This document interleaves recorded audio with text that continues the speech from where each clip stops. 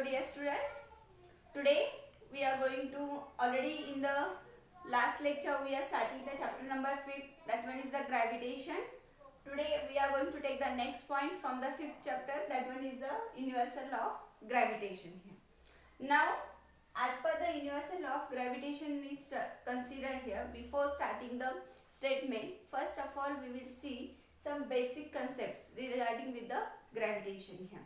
Now everybody know when the object is released, here it will be reach the earth surface here. Why it will be reach the earth surface? Why it will be not going to the upward direction here? Why? Because it is due to the gravitational force here. Due to this gravitational force, the earth surface attracts every object towards it here. Okay, so the gravitational force concept is new to you here. Acceleration due to gravity is new to you here.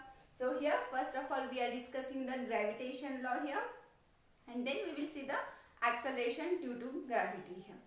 म्हणजे तुम्ही एखादा कुठलाही object जर release केला, तर काय होतो, तो खाली अर्थ सरफेसला काय होतो, जाऊन पडतो here. तो असा वरती जातो का? तुम्ही खाली सोडला तर तो वरती जातो का? नाही. किंवा एखादा ऑब्जेक्ट जर वरती मूव्ह केला तुम्ही, तर तो एका सर्टन हाईट पर्यंत जातो आणि परत काय होतो, it will be reach to the earth surface here. मग तो अर्थ सरफेस वरच काय येतो, तो वरती का नाही जात?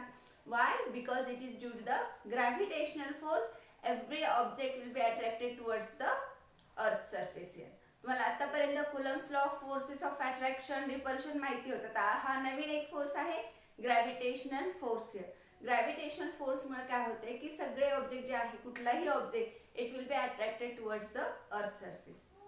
मग आता हा universal law of gravitation state करण्यासाठी सायंटिस्ट न्यूटनने काय केलं, इन 1665 सायंटिस्ट न्यूटनने काय केलं, 1665 मध्ये मूनची जी रोटेशन आहे, moon everybody knows that moon revolves around the earth here. मग तो मून जेव्हा अर्थच्या सराउंडिंगला रिव्हॉल्व होतो तेव्हा ती कुठली मोशन असते, it will be in a circular orbit here. Moon it will be revolves around the earth in a circular orbit. The motion of a moon around the earth here. Scientist Newton in 1665 studied the motion of moon around the earth here. आणि ती जेव्हा study करत असताना scientist Newton declare that when the moon is revolving surrounding the earth here, for completing one revolution, एक revolution अर्थच्या सराउंडिंगला complete करण्यासाठी किती वेळ लागतो, 27.3 days for the one revolution him. म्हणजे चंद्राला पृथ्वीभोवती एक प्रदक्षिणा पूर्ण करण्यासाठी किती वेळ लागतो, 27.3 days here. Okay, this is the time required for the moon to complete the one revolution around the earth in a circular orbit here. आता कुठल्याही एखादा ऑब्जेक्ट असेल त्याची जेव्हा आपण सर्क्युलर मोशन कन्सिडर करतो, करत असतो तेव्हा त्याची जी व्हेलॉसिटी असते त्या व्हेलॉसिटीला काय म्हणायचं, अँग्युलर व्हेलॉसिटी. म्हणजे सर्क्युलर ऑर्बिट मध्ये किंवा रोटेशन मध्ये कुठल्याही ऑब्जेक्टची जी व्हेलॉसिटी असते त्याला काय म्हणायचं, angular velocity, and it is denoted by the omega. आणि एखादा ऑब्जेक्ट जेव्हा स्ट्रेट लाईन मध्ये जात असतो तेव्हा त्याची जी व्हेलॉसिटी असते त्याला काय म्हणायचं, linear velocity. Remember this difference here. When the object is revolving or when it is revolving in a circular orbit or in a rotational motion, it will be having the velocity angular velocity. आणि जेव्हा एखादा object हा सरळ रेषेमध्ये move होत आहे तेव्हा त्याची velocity कुठली असते, linear velocity, and that we are denoting by the v here.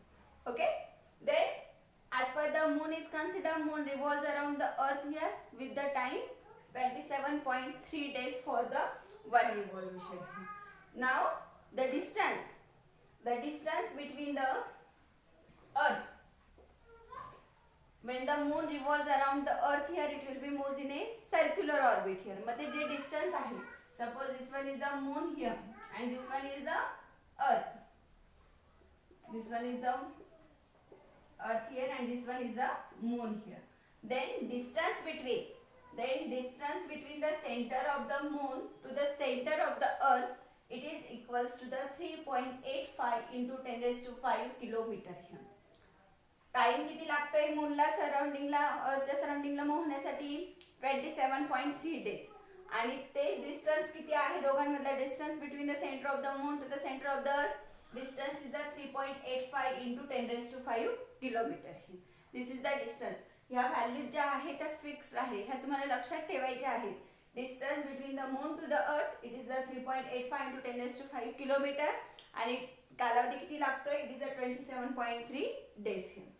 आता हा when this moon revolves around the earth, when the revolves around the earth here, it will be moves in a circular orbit here. मग आता suppose ही अर्थ आहे, हा moon आहे, it will B revolve in a circular orbit. मग जो moon आहे when it will be revolving in a circular orbit, this moon why it will be not goes to the downward here. हा moon असा खाली का नाही पडत, why it will be attracted towards the earth here.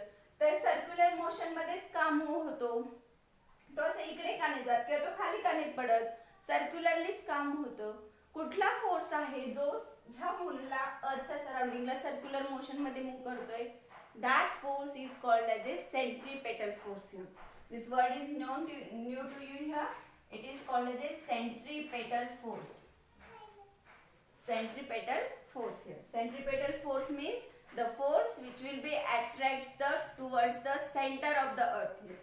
ही अर्थ जी आहे, अर्थ आणि मून मध्ये जो बॅलन्सिंग फोर्स आहे की ज्याच्यामुळे मून हा सर्क्युलर मध्ये मूव्ह होतोय, त्याला कुठला फोर्स म्हणायचा, it is called as a centripetal force. आणि तो सेंट्रिपेटल फोर्स किती असतो, F is equals to m into r into omega square. This is the formula for the centripetal force here.